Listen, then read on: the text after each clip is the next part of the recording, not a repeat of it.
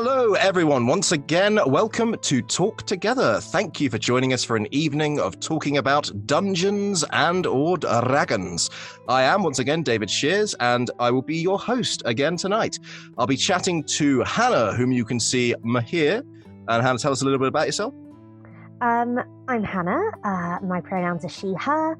I am a person who loves working with words. So I'm a poet and a TTRPG maker and a video game writer, and basically if it's got words in and I can fit a pun, I'm probably involved.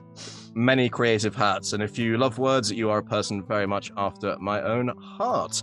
Tonight, we'll be going through some enticing questions and adventurous anecdotes. What questions, you ask? Well, the dice decide. Before we kick off, this stream will run for an hour. We're delighted to be sponsored by Hero Forge, Ultra Pro, and Elderwood Academy, and supported by D&D Beyond, Warriors of Waterdeep, and Level Up Dice. We are Roll Together RPG on all social media, and a massive thank you to our D20 Club on Patreon. Our shows are available as podcasts. Just search Roll Together RPG on your favorite podcasting app. Like, follow, subscribe wherever you feel it's most appropriate, if you'd like to do that sort of thing. So, without further ado, is it time to roll those dice, Hannah? Yes, please. And as we know, there's a tradition now on the channel where people may be screaming into their computers, roll that dice! And we even have an emote, so if nobody's availed themselves of this yet, this would be the perfect time, as the dice, or die rather, tumbles its way across the screen. Ooh, it's a 10. Ooh. 10 means we start with this question. The question is, what do you like in a DM, Hannah? I really like a DM who really feels like they have a great sense of the world and the place. Because so much of place informs play for me, that if you're somewhere where it's craggy and miserable, but you're trying to have a group of people who are like happy bunnies, it doesn't quite match up. So I really love DMs who can do the heavy lifting of tone. That's really fun to play with. Absolutely. I've got to say that's one of the reasons I love playing with Chris, because from the very first session that I had with them, the atmospheric elements and the environments that were created were just sublime, and I felt that immersion, you know. How have you found the environments and the descriptions that you faced in Karsiri thus far? I mean, Niall's brilliant. I especially love the like less intense but still really effective one-liners that really set the scene. For example, a carriage in our first episode comes to pick up the adventurers off on their biggest job yet. And we have a smoking nun being like, I don't believe that man's actually a dog. Like, I don't believe it. And just that very small character and that very small, almost like cinematic effect using the words that Niall creates really sets that scene of what sort of adventure we're off to have. Chekhov's smoking nun, of course. Yes, of course. The nun has to go off. At some point. Yeah. It'll be there gearing up for some epic boss battle, and then suddenly there'll be a smoking nun, and we'll know it's all come full circle. Absolutely. Oh, fantastic. And I remember I've been watching a few of the episodes, and every time Niall's doing the voices, they are phenomenal, but there's a part of me that's just like, oh, come on, mate, you're making me look bad now. I'm supposed to be the voices guy. What's that about? I think that's the thing with anybody who's like does D&D and also acting. It's like, no, I'm doing the voices. But yeah. Have you ever DM'd yourself? Is that something you'd want to try? Yes, very technically. I ran a very primitive D&D game in my capacity as a sixth form tutor to help try and teach like narrative. And okay. Yeah, and it was a way to get the kids really involved and excited about creative writing. And so yeah, it was really good fun. But after that, I realized, no, do you know what? I just kind of want to play. It's too much responsibility, right? It's so much work. Yeah, it's something I've been dipping my toe in about and started trying to read the books on, but it does seem like the people who make it look so effortless, there's a lot of effort that goes into that. Absolutely. Sure. And I know me, I'd have like reams and reams of research because of the kind of person I am, and it would be barely used, and then I would get a bit knocked because I didn't get to use it. So maybe not the role for me, as it were. Hey, we all find our niche, right? And we find what we enjoy, and there's no right or wrong answer in terms of how you want to enjoy D&D or TTRPGs. It's about finding what works for you and what you have fun with. And is there anything that stands out to you in terms of the world that you're playing in at the moment, or in terms of maybe worlds that you've played in, either as part of the streams that you've been on for Roll Together? There's been some excellent campaigns there, or even as a home game. If you're thinking about now casting your mind back to worlds that DMs have created, what sticks out in your mind? Oh, well, I've had the good fortune to play quite a lot of different games set in different parts of the D&D universes. I had a really, really great time with you actually in Waterdeep, really creating that sense of a theatrical company that is so specific and really feeling like we were moving through a city, and how that city was like a bit grungy in some places and slightly nicer in others, and like the sense of, I've got to trudge up to where the posh people live to then trudge back down to go back to work. And that was Emma who was DMing that. So yeah,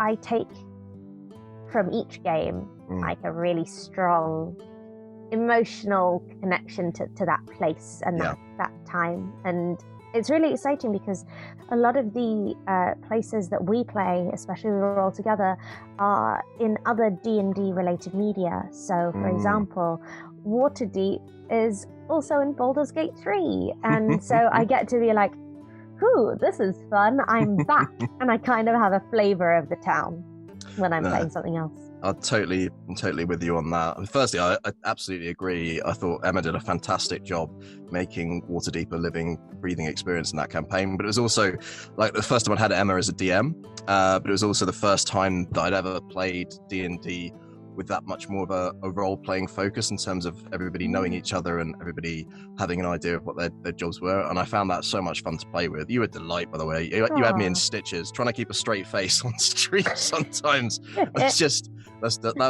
just a phenomenally lovely group of people with some really, really humorous moments. I said to anyone, if you haven't seen it is available on YouTube, so there's no excuse not to go back and rewatch it. So, absolutely. Have a nice D&D, or a podcast. Go out for a walk, have a bike ride, listen to some D&D. It's always a good time. But yeah, I totally agree with you as well. One of the things that I really enjoyed about playing campaigns in the Forgotten Realms is from growing up with the Baldur's Gate games and reading when I was an edgy teen, shall we say, the Salvatore Dritz books and the Ed Greenwood and so on. So having an understanding of some of the lore of these places. I have a couple of times been told to very politely stop lore dumping on everyone, because it's not necessarily what we're there for. I love lore. I love that stuff. The issue is like when to let the role play just ride and when to fudge things for the sake of the story you're trying to tell in that moment, and when to connect that story to the larger IP, the larger world that you're working within. And yeah, because I actually, apart from that time where I DM'd, I went straight from not really playing D&D at all to performing, doing D&D either on stream or in the theatre. So it was always this idea that no, we're working to tell this kind of story, rather than just, oops, it's silly, let's just see what we can do on our own at home. So yeah.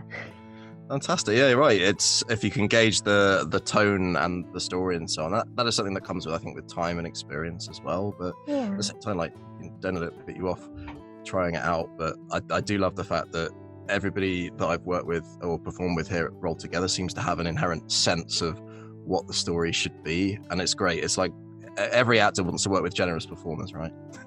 Well, yeah, it's collaborative narrative design, and that's so exciting.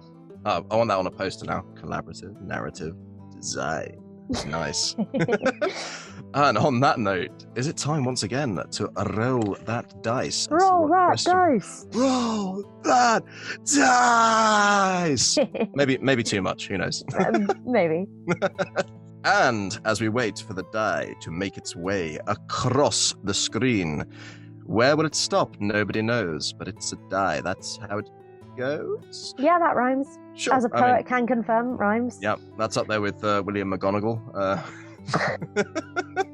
Not yet the Taybridge disaster. Yeah. Like, God. Yes, more William McGonagall references. Yeah, that's what everyone's here for, right? Yeah. Well, having built that suspense up beyond the part of disbelief, it is a 3. And a 3 means I ask you, what, Hannah, is your favorite character class? It's so tough. I really love a cleric. Clerics are OP. Clerics are ridiculous. OP? Clerics? No. Clerics? No.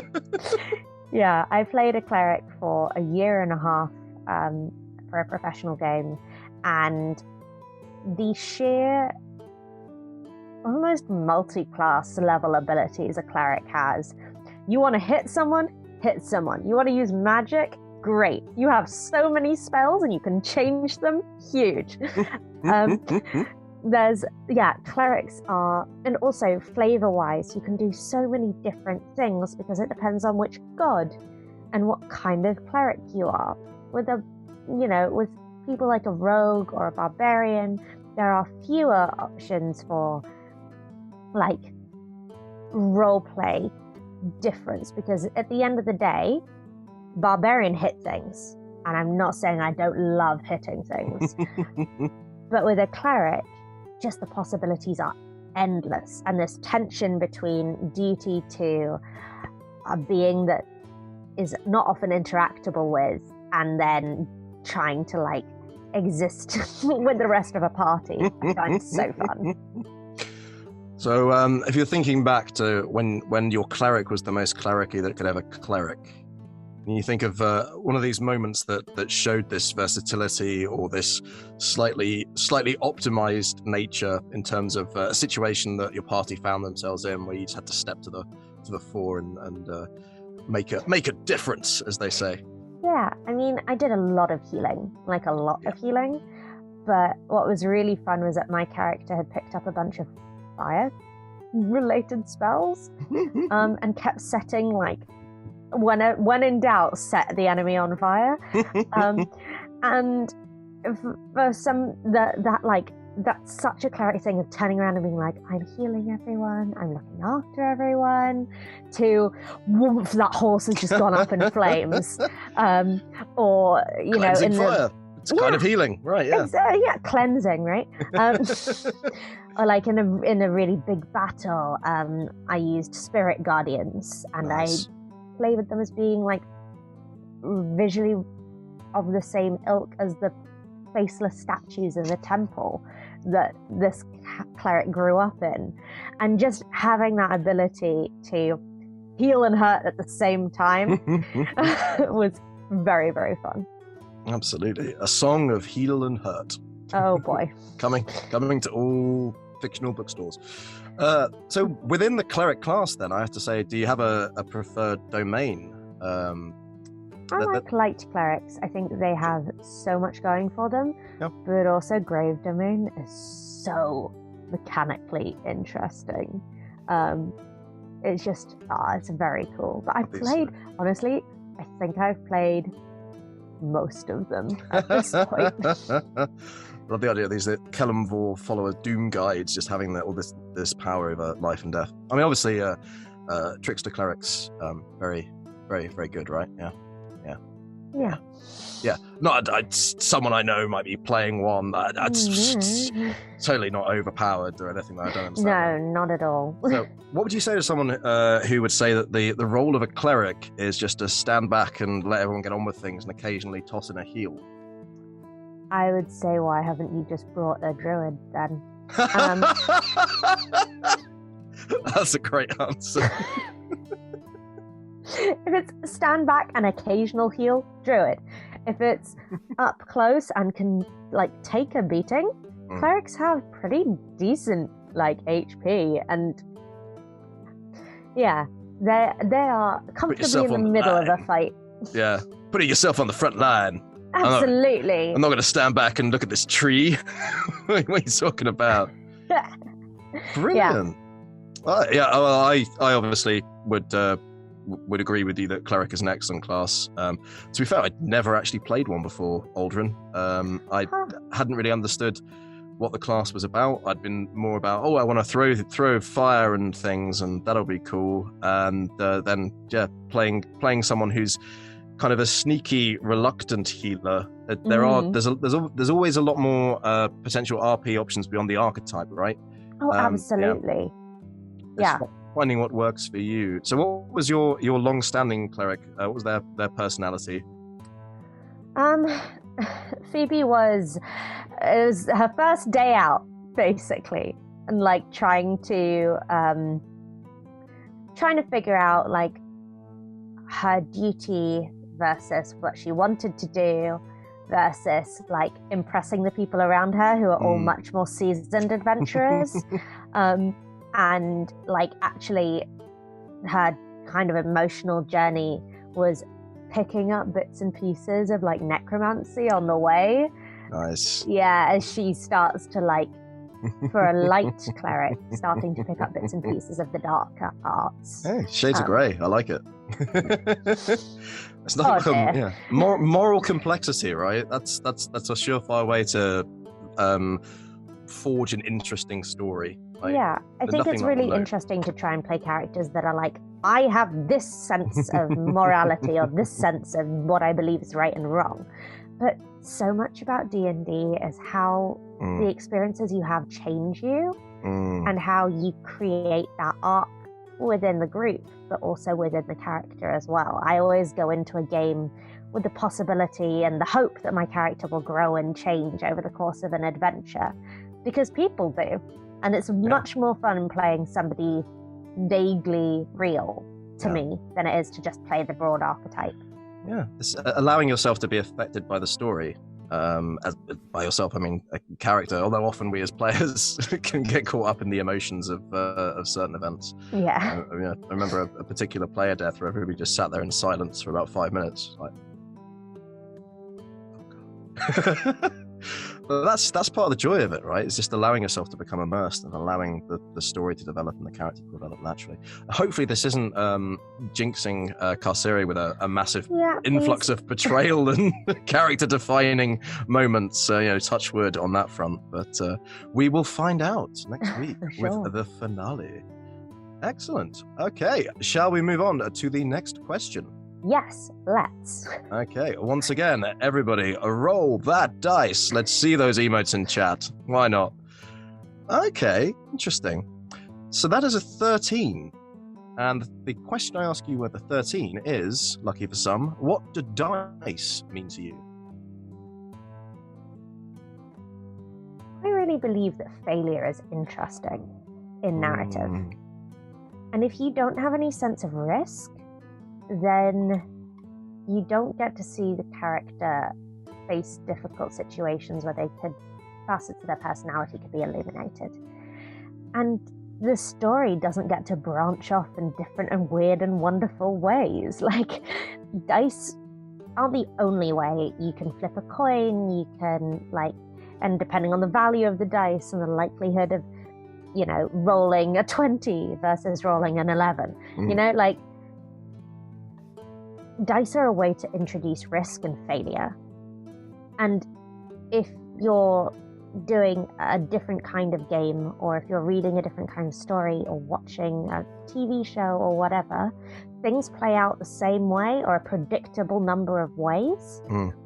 And dice, especially in a live TTRPG context, really introduce that improv feel.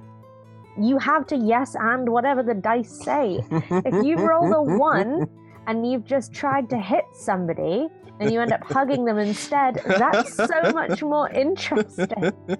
I like that. I like the idea of the dice as an improv partner who is sometimes giving you great stuff and is sometimes giving you something you just have to work with, right? Yeah. But yeah, that possibility of negative outcome, negative consequences. One of the reasons I wish I'd started playing D&D as a child, because maybe then I would have learned that not everything can go my way. And instead I had to learn that lesson much later in life. I did, by the way. I developed as a human being. I'm so proud. I know. Yeah, it was probably last Thursday. But, but yeah, like, it is, and it's an important storytelling lesson to learn. I mean, one of the first things, and tell me if it was the same for you or different, one of the first things that I learned about myself and working with a group when I started playing D&D is that it's not all about me. It's not my story. It's everybody's story, right? Yeah, I mean, I'm very lucky that because I did a lot of like theatre, and I, you know, specifically the kind of actor I am. I'm not the leading lady. I'm small and do silly voices and get chucked around a lot. Like I'm used to being a character actor, and that means you support the main action no matter what. If you're in a scene, you're in it and you're paying attention to what the other person is doing, because from an audience perspective, they have to believe that you're real and there in that world. And so I find it really weird when some players try to force a moment about them, or try to like, but I wanted this to happen. And it's like, if you've got a good DM, it will.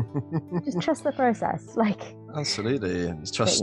Yeah. Trust the group coming together. I mean, yeah, absolutely right. Someone once said to me in drama school that there are no small parts, only small actors, and that's a cliche that's done the rounds. But like most cliches that are well traveled, it's kind of true. Yeah, and also it's really fun to like help somebody have a really rad character moment. Yeah, like, if I wanted to be, you know, have a huge, you know, oh my gosh, I did that, then I would play a first-person adventure video game, right? Yeah. Where, you know, I am always the hero. Just plug in The Witcher 3 again. Like, you know, D&D does something special and different. I kind of imagine game sessions like chapters in like Game of Thrones, for example, with that character-centered chapter. So like if one session, it might be a focus on one of the particular the characters in the party might get to do more stuff, but then your time will come and you sometimes you're focusing from someone else's perspective, and sometimes the spotlight is on you. But that's part of the joy of it, and especially with home games where you're the players, the people that you're playing opposite are also the audience, which is not unlike some Edinburgh Fringe shows. Yes.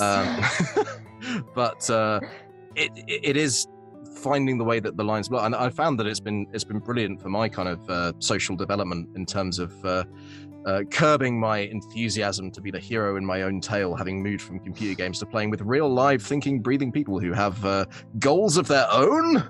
What? Everyone just doesn't want me to look good? No, does not compute. Rats.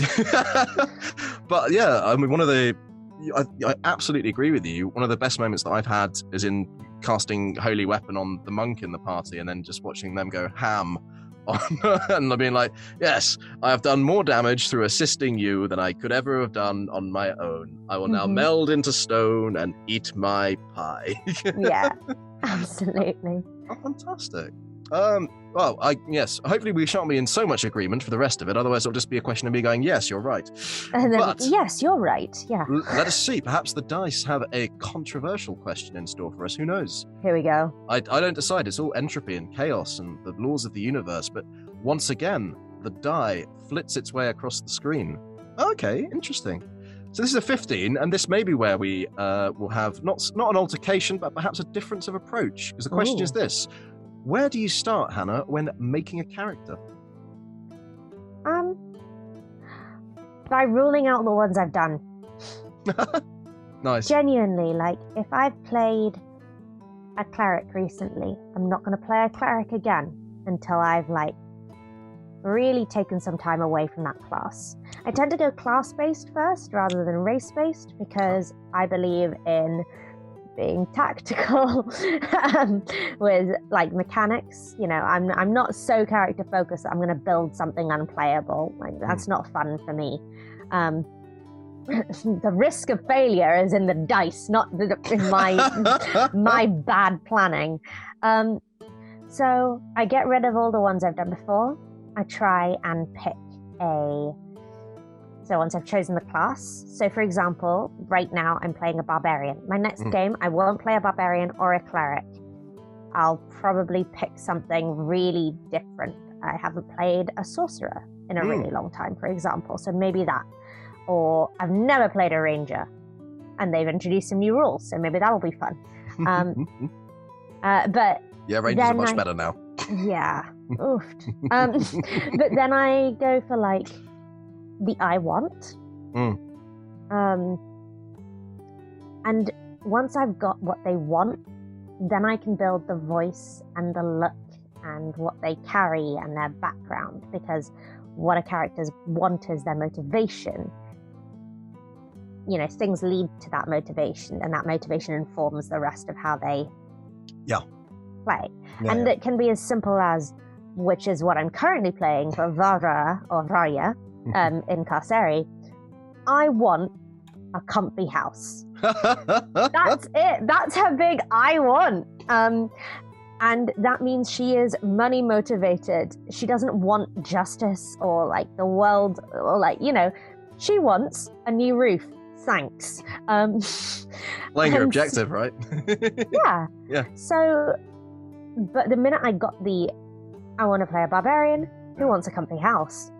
Well, that means that we're looking at like money focus. Okay, so what's a really good background for that?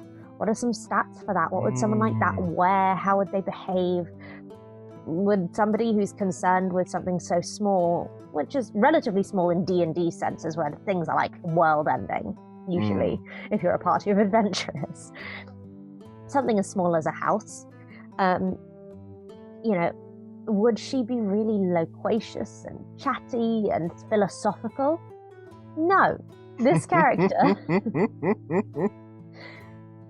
is pretty straightforward, and that's how I build my characters. If I can work in a pun, amazing. Varvara is close to Barbara because she's an elephant, so I went for Baba. That's a flashback to my childhood, I tell you. Well, yeah, Baba, but maybe minus some of the colonialism. But ideally, yes. Yeah, ideally. Yes. But that's how I build mine. How do you do yours?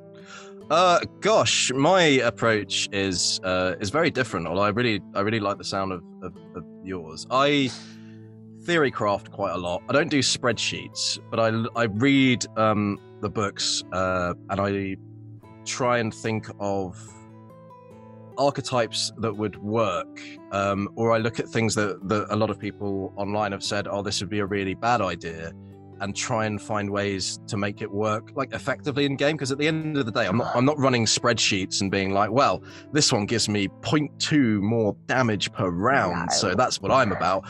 But it's I mean, I love to start with a backstory and having an idea of who the character would be, and then coupling that with one of the kind of class builds that I've already thought of, and then thinking, okay, well, who would work for this, and then putting that together. And for example, with Aldrin, I like the idea of having a guy who grew up on a farm but was different and was therefore taken into the church.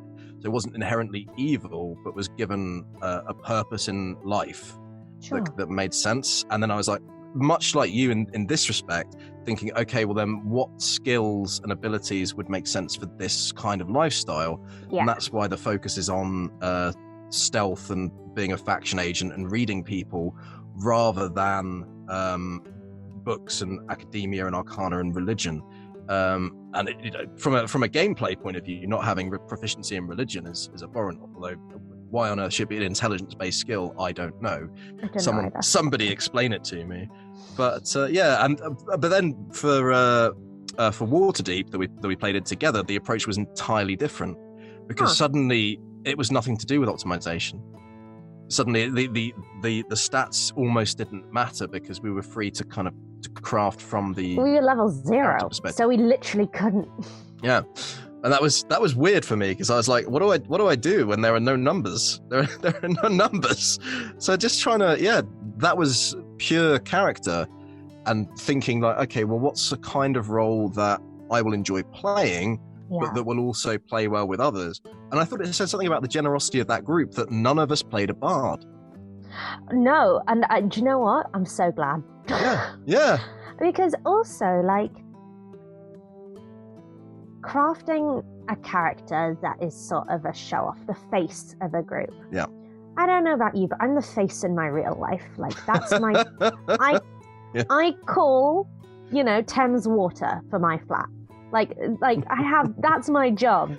It's persuasion and intimidation, yeah. Yeah, genuinely. I talk to people day in, day out in a very specific kind of way. And so I find it really fun, and especially something set so close to home, so close to like a struggling theatre. Like, oh my God, we've all been there. Some venues at the Edinburgh Fringe, and so getting to play someone maybe less traveled, or somebody on the other side of a life experience or a different aspect to that's fun to me, because D&D is play, it's escapism, it's fantasy, and if I just played me but hot, then like, what's the point? Or me but with actual guitar skills, cool, but no, let's push it. Let's do something silly and different. That's interesting, because a lot of the time I notice with people that I've played with regularly, that even though they play a diverse set of characters with different origins, gender, upbringing, familial units on, there's often sort of one or two unifying factors that almost form a through line.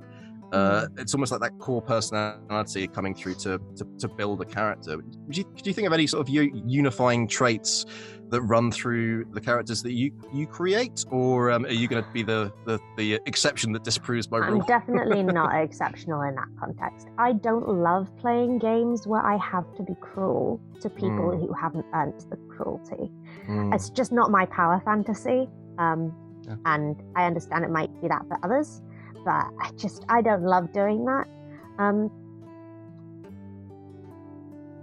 I was going to say I tend to play characters with a sense of there's somebody above me who wants something, like whether that's in class or a god or whatever, but Varia doesn't have that. So that's not right. And she's deliciously simple, it's singularly focused. I love it. So I nice. love it. It's so good. And the accent I love as well, I gotta say. Just like, why not? Yeah, totally. Sorry, I threw you off slightly there. No. I'm not cruel in the games I play. I might not be moral, but I'm never cruel. There was what turned into a home game where I played a warlock who spent most of the time following the main party about, ingratiated herself into the main party and reporting back to somebody who is working against the main party. And I mean, I did it. I was good at it. Yeah. It just felt like kind of gross, because I play D&D to have a good time with my friends. Yeah. And if it doesn't bring you joy, like it the whole point is fun, not spark right? joy. Yeah. Marie Kondo, yeah. Yeet that game. You can only keep 5 characters to get rid of the rest. Is it 5 or 7 things? I forget. No, I was introduced by a friend of mine. I'm a maximalist. Like, yeah. You never know when it might be useful. They all spark joy, so I have them. No, everybody's got a drawer full of wires. So kind or non-cruel, right? So there's a whole swathe of complexity that is available to you within that. But the idea of not working against the party's interests. I like that. That's a real positive. Mine always tend to be somewhat have a fraught relationship with their family, because I just massively project, and also like usually some kind of not quite the anti-hero thing, but usually something that pulls them in a direction away from the party interests. But that's not an excuse to kind of fuck people over. That just gives me something interesting to play off in terms of why it might be complicated to work for the party, or to have something that makes me think, okay, well, how do I go about working with these people and doing a positive thing in an interesting way? Yeah. As opposed to just turning up and being like, hello, I'm Johnny McHelpfulface. I want to do everything you want to do. Yes. Yeah. I definitely don't want to do everything the party always wants to do. Yeah. Like, no, because you got your own objective. Yeah. I have my own. I have my I want. And if that I want is like, in this game, they were it was like we were presented a contract, for example. Oh yeah, I saw that. And I negotiated for more money because obviously, but they were like, this isn't very, it's more about the moral. And I'm like, look, I'm taking the gig whether you take it or not. This is too good to pass up. But I don't walk into it knowing the composition of the rest of the party and choosing someone edgelordy deliberately. I want to go off and do this on my own. Also because splitting the party is so annoying. Yeah, I've read a few stories about DMs kind of looking for advice from this one player decided that they wanted to go away from the whole rest of the party, and I have to keep cutting back to them, and then it's universally just like leave them alone for 3 hours and then occasionally come back to them still waiting for a bus or something, because it's a group game, right? I mean, sometimes there might be compelling reasons why you have to split a party, for example, if there's some sort of portal or whatever. If it's a plot thing, fine. Yeah. But I totally agree with you. Like, if you're going into this thinking, I want to be Lord Edgington of emo. I want to be a rogue and spend most of the game invisible. Yeah, and just steal from everybody else. Why would they keep you around? Well, why would you stick around as well? Exactly. Like, if you're going to play that character, have the balls to commit to playing that character. Yeah. And absent yourself. I have a really good time playing with people who also realize that we are here to collaboratively tell that story. And I think the more that you know people that you're playing with and the more experienced the players are, then you can kind of push those boundaries a bit, because people have an inherent sense of what works for the story.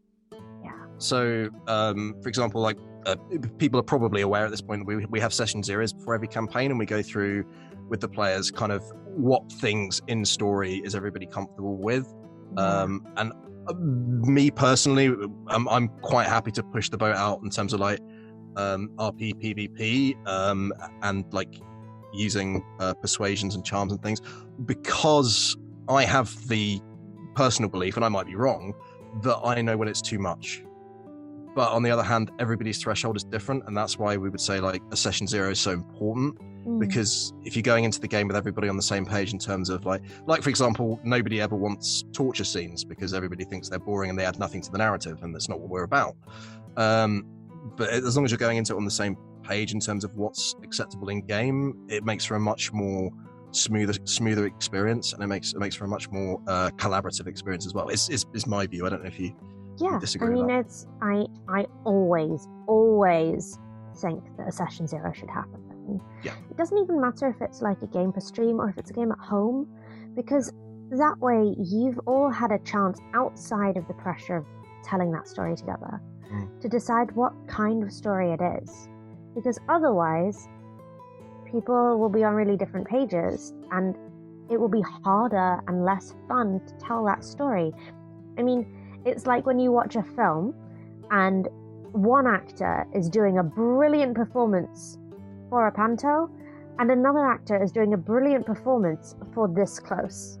And it's like, what film were they making? Because both of them are doing the most they can. but in such different styles and tones that it means that the whole is incoherent, and it's difficult to have it be intelligible. And I also think that if you've got a group, and say you did want torture in your D&D game, for whatever more reason, fucking power to you. Like, whatever the heck, that's whatever fruits your loops. Find other adults who want to do that with you.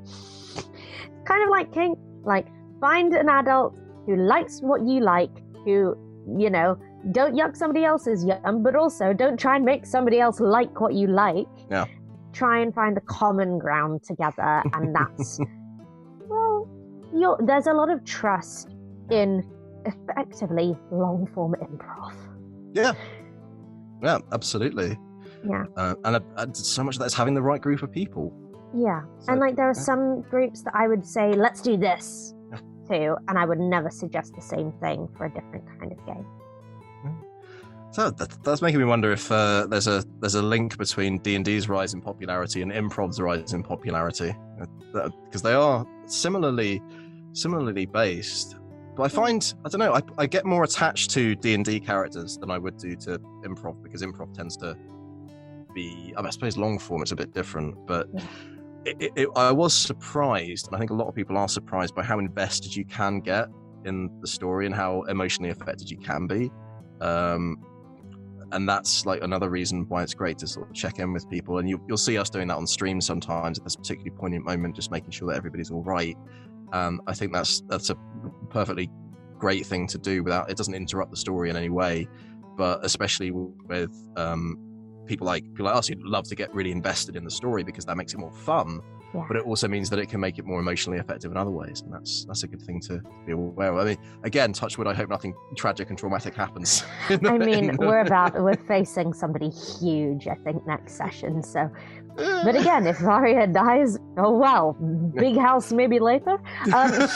Big house underworld. Yes, more or less. That'll be the next campaign. We'll see her come back and just be like picking out drapes in hell. Yeah, absolutely. The 9 hells, and one of them is Debenhams. Not John Lewis. That's far too controversial these days. we're not a political stream. In one of the hells, and it's IKEA. Oh my god! If you want to leave hell, you must eat meatball. Yes. On that rather bizarre note, shall we roll that dice and see please. What is next on the Talkatron? Okay, interesting. So that is a 17.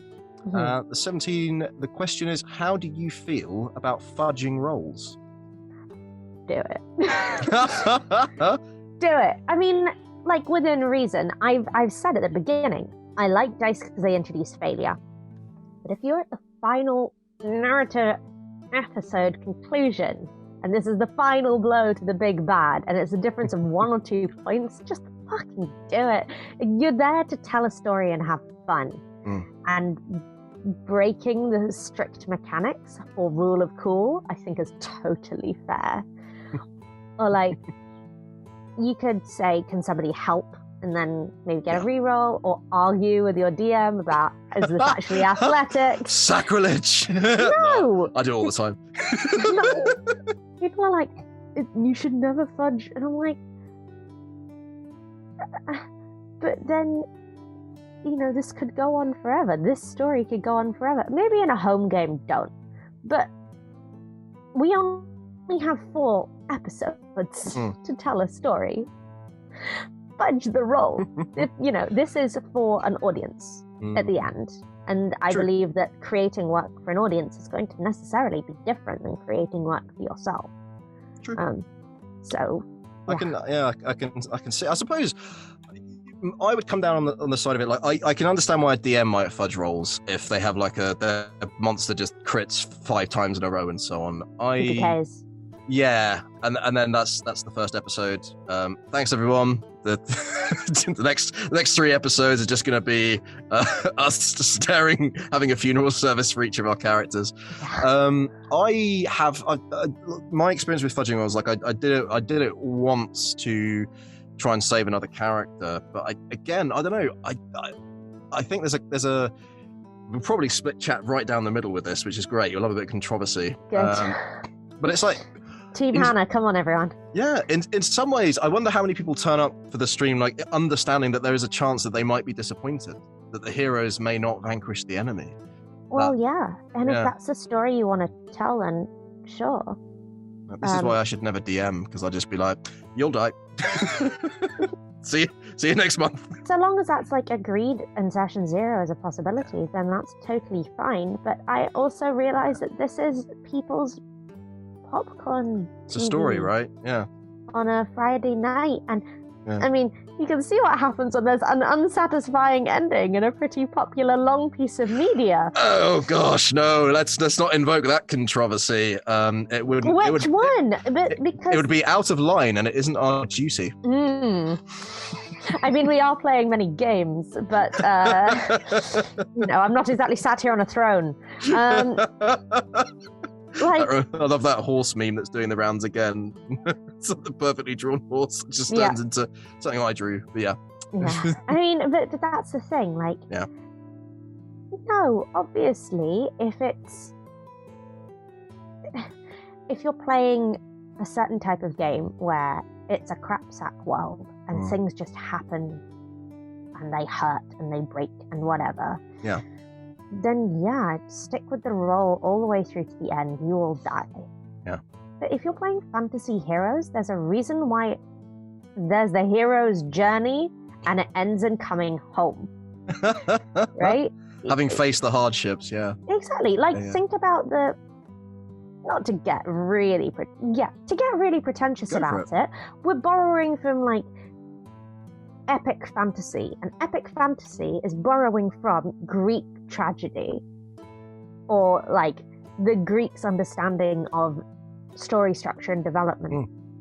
And if you're going to write a tragedy, fine, write a tragedy, but the tragedy has to be rooted in the character or in the party's flaws. Yeah. And unfortunately, say you had a 95% chance to hit, and you roll that 5%, that feels so unsatisfying from a narrative perspective. I've recently finished playing a game that I know will invite controversy because I don't feel the same as everybody else.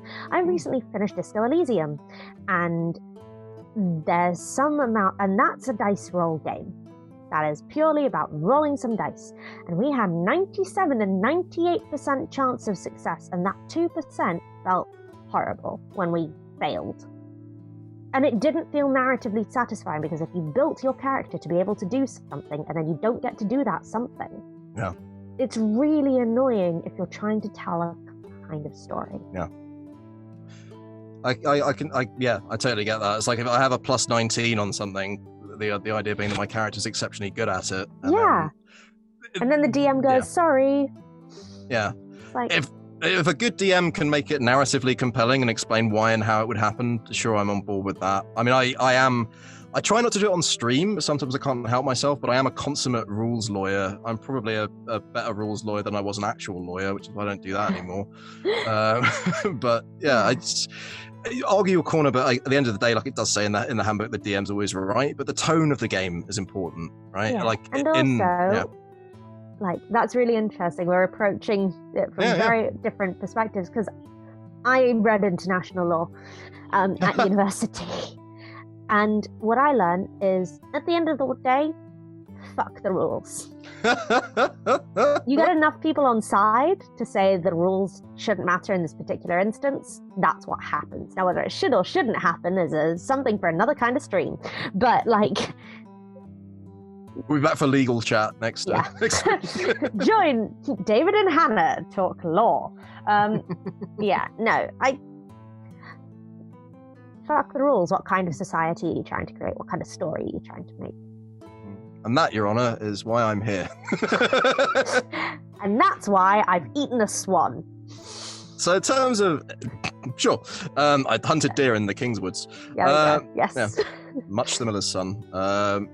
So, like, in terms of what make like a satisfying climax, what makes a good ending for you to a story? What are you looking for in that regard? Sort of walk away from a campaign thinking that went well, that was good, I enjoyed that. Character has grown and changed. Nice. Better or worse, so long as there has been growth, that's what matters. It's a hero with 1,000 faces. I like it. That's a book everybody should read, by the way, although it's dense as all hell. But yeah, let's not get bogged down in hamartia and hubris, although this is a conversation we will have another time because I love critical theory. But I suspect it's not what everybody's here for. No. So, on that note, shall we veer away from the world of critical theory and international law and veer once more back into the world of dice and questions? Yes. And it flips across the screen. We've probably got time for a couple more. Oh, this is a 6. A 6 is, how did you start playing TTRPGs or tabletop role-playing games for the uninitiated? I'm trying to remember what my first one would have been. It's not a tabletop role-playing game, but I played text adventure books. A book. Yeah. Mm-hmm. They're like the adventure books where you choose your own adventure. Like, you try and escape the quicksand. If you succeed, turn to page 5. If you don't, turn to page 6. Or like whatever. I played those. I then ran that campaign in sixth form when I was tutoring smaller kids.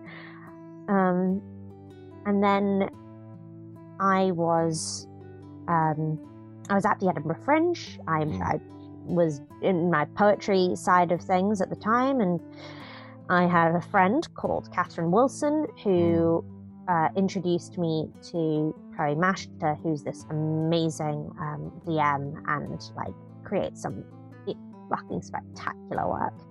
And Catherine was like, Chloe's looking to cast people for this Fringe gig. Do you want to do it? And I was like, can I borrow dice? Do I have to know how D&D works?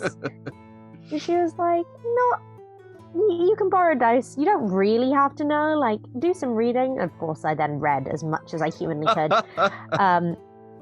And yeah, turned up with, I think, a lightning barbarian.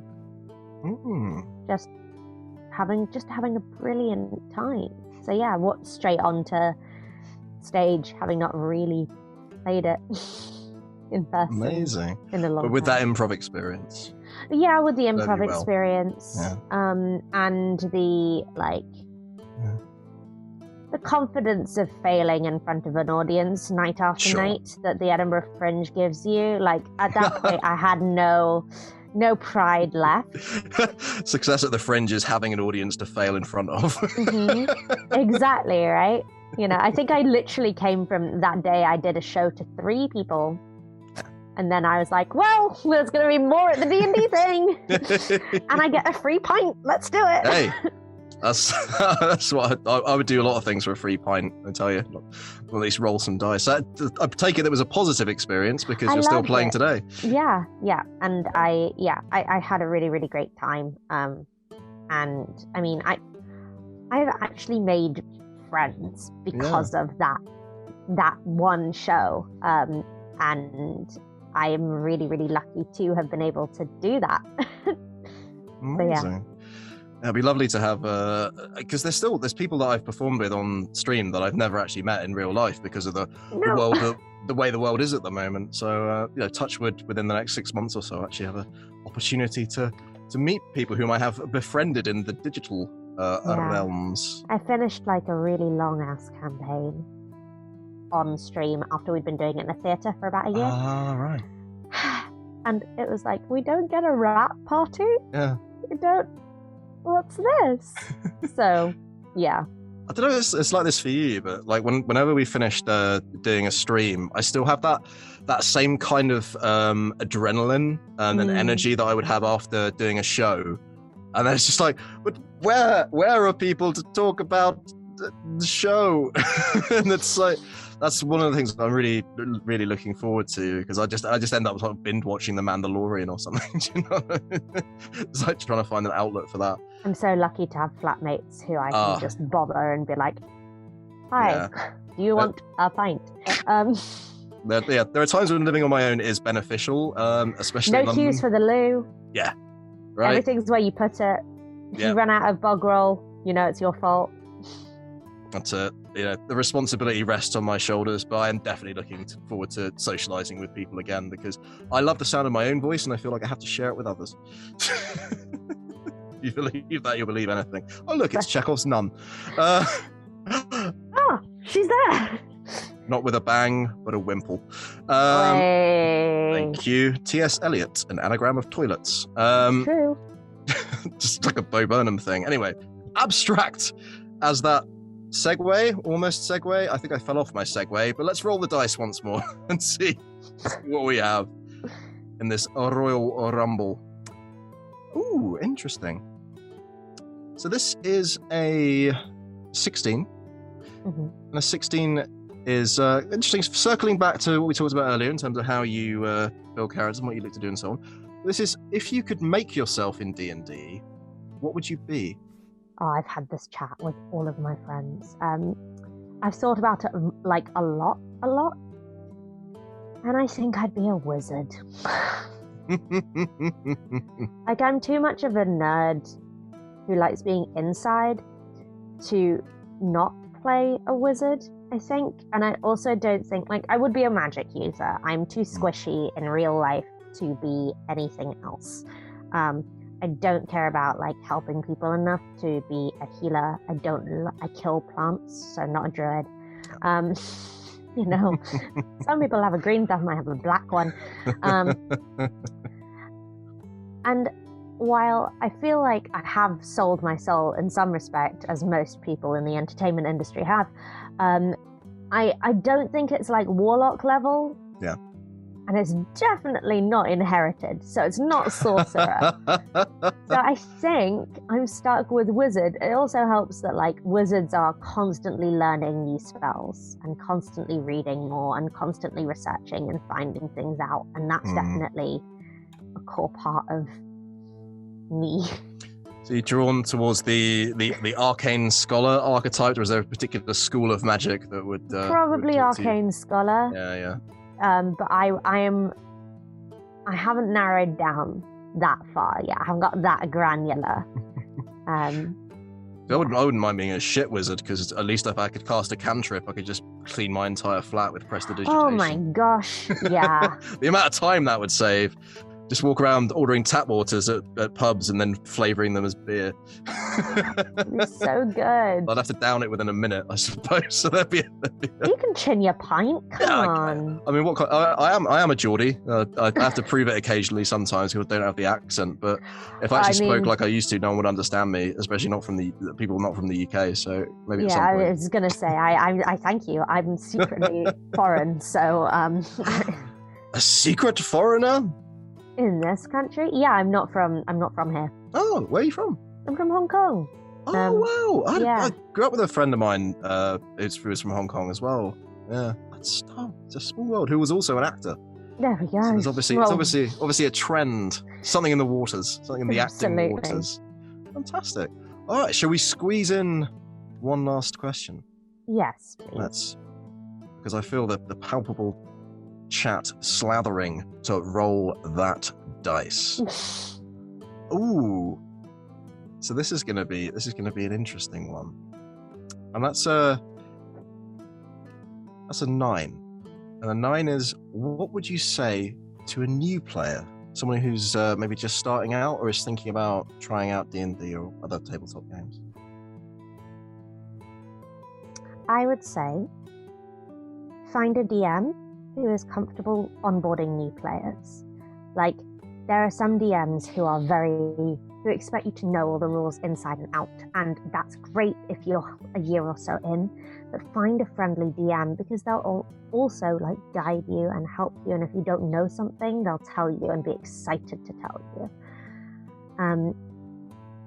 If you're really stuck, RPG Bot is really, really good for giving, like, TV trope style introductions to characters and classes and synergy, so you're not building something broken. It's what I use still to, like, triple check that I haven't created something that just won't be mechanically fun. she says, playing a barbarian with an AC of 15, but whatever. The thing to remember is that you're going in to hopefully have a chill ass time, like have a good, fun time. The minute it stops being fun, stop. I mean, that applies to most things in life, but especially to D&D, because D&D can go on for hours. Yeah. And bring snacks and bring water, and don't be afraid to eat those snacks and drink that water, or do whatever you need to do to, because it's a stamina thing as well. Like my first session, 5 hours long, and I was like, what? Improv for 5 hours? It felt really intense, but like find a friendly DM, build a character with help from the internet, and remember you're there to help tell a story together. Absolutely. The fun element, that's the big one. Give it a chance, because you might need to try with the right people and so on to find the fun in it. But if it is something you want to do, definitely do it. And if you like, if you like the idea of TTRPGs, but D&D seems really overwhelming, there are so many other brilliant, less like investment on the dice heavy ways to do that. So there's Honey Heist, basically Grant Howitt's brilliant. Check out his work, and check out some indie people who are making fun TTRPGs. But yeah, it's not as intimidating as it looks from the outside. The people who are in it are nerds, but if you find yourself with a group of nerds who want to argue stats, that's not the fault of the game. That's the fault of the people around. Different people are looking to get different things out of the game, right? Exactly. Not that some people can't enjoy the stat side of things, but I sneeze whenever I see maths. So whoever's yum is their yum, right? Exactly. I'm not yucking their yum. No, just don't want it on our table necessarily. Yeah. Although I do love stats sometimes. But I mean, D&D Beyond changed my life. I didn't have a clue how to put a character sheet together, and then suddenly everything's there and presented, and I just have to make the important decisions and not have to carry out spell flashcards. But yeah, I totally agree with you, Hannah. Like if you're curious about TTRPGs but you're not too sure about D&D, dip your toe in the water, and then when you feel comfortable, dive into the D&D pool with some like-minded people. If you're the one who's the most enthusiastic in your group of friends, you may end up having to DM the first session, but hey, that can be a lot of fun too. Yes. Fantastic. And what was your first TTRPG? Was that D&D after the adventure books, as you said before? It was D&D. Yeah, and then it sounds like you've branched out into even creating games now. Yes, so I make small twine games particularly. I have one that's out on my itch that I'm quite happy with, called We Should Totally Stab Caesar, in which you should totally stab Caesar. Being a history nerd, it is historically accurate, except for the fact that Mark Antony yells Kobe and dunks a helmet, for example. So keep it silly. But yeah, I'm also embarking on a project with a bunch of other really brilliant creators, where I will be using my poetry as well as my game writing experience to help create a way into a fictional world. So if you follow me on @Challah Out Loud, CHALLAH Out Loud, because I'm Jewish and I like bread and also puns, then you'll see all my updates, and my itch has published games that aren't just about stabbing Caesar. But yeah, if it's poetry or choosing things that you can do, I'm probably there and having fun. I'm there for stabbing Caesar. Although if you ever do anything based on the Byzantine Empire, I'll rip your hand off to get that, because I'm such a nerd for that one area of late antiquity, right? That's so brilliant. It's just that's where I live. Anybody who's interested in murder, intrigue, and so on, literally just look up the Byzantine Empire. It was full of it. It's wild. Yeah. Good times in the dark ages. Amazing. So, like Hannah, you too could find yourself borrowing dice to play D&D, and then sometime later making games and following your passions. Who knows? Dip your toe Owning and see what dice. happens. Really the next Owning step up. dice, hoarding dice in some of our cases. Too many, man. Too many. I've started assigning dice to particular characters, and then Oh my gosh, that's dangerous.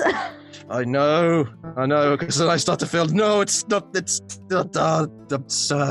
dice. That was literally the vocal progression that I had the last time one of my characters died.